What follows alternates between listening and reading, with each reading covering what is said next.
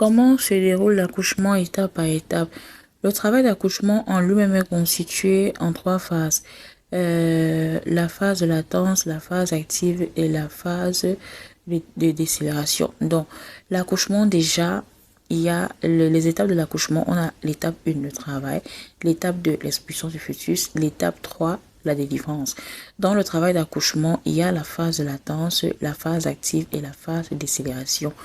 La phase de latence est généralement plus longue chez les femmes enceintes étant à leur premier accouchement. Cette phase se caractérise par des contractions irrégulières et peu douloureuses. Cette phase de latence peut durer quelques heures, permettant ainsi au corps de l'utérus de s'ouvrir jusqu'à 3 cm. La phase active. Dans cette phase, les contractions sont plus rapprochées, plus longues et plus douloureuses, ce qui permettra au col de s'ouvrir jusqu'à une dilatation de 7 à 8 cm.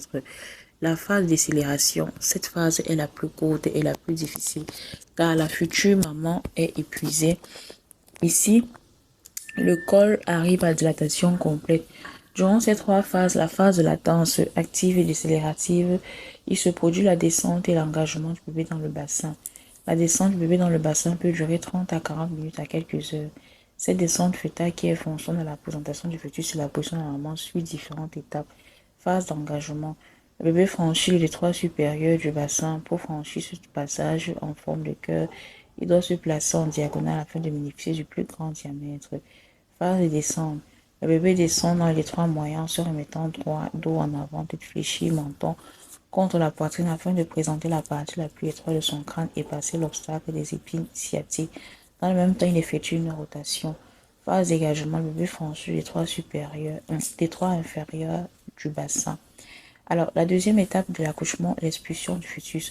Dans cette phase, le bébé est déjà arrivé au niveau du détroit moyen. Il commence à pousser sur le périnée, ce qui déclenche normalement le réflexe de pousser. Suite au pousser, normalement, le bébé se retrouve dans le détroit, au niveau du détroit inférieur et se dirige vers la vulve. D'être élevé pour ensuite chercher à franchir le périnée. Lorsque la tête du bébé est enserrée par cet anneau musculaire, la future maman doit arrêter de pousser afin de ne pas brusquer la sortie du bébé et éviter une déchirure du périnée. Une épisiotomie peut être décidée afin d'en éviter une complexe.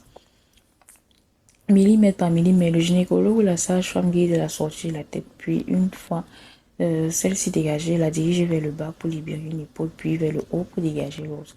Le reste du corps suit ensuite très vite. Au corps, bébé se présente par les pieds ou les fesses, ce qui fait que c'est le bas du corps qui s'expulse en premier. Cela rend cette phase légèrement plus délicate. Généralement, cette naissance exige la présence des sages-femmes expérimentées car certaines manœuvres obstétricales sont parfois nécessaires. Ça y est, bébé est né. La sage-femme dépose votre bébé sur votre peau pour favoriser le contact peau à peau. Ce contact peau à peau favorise la découverte de bébé et le sécurise. Il aide aussi votre corps à libérer l'ocytocine. Cet hormone permet à l'utérus de se contracter, ce qui diminue les risques de saignement excessif. Troisième étape, la délivrance. Cette dernière étape de l'accouchement correspond à l'expulsion du placenta, des membranes du cordon ombilical 15 minutes après la naissance.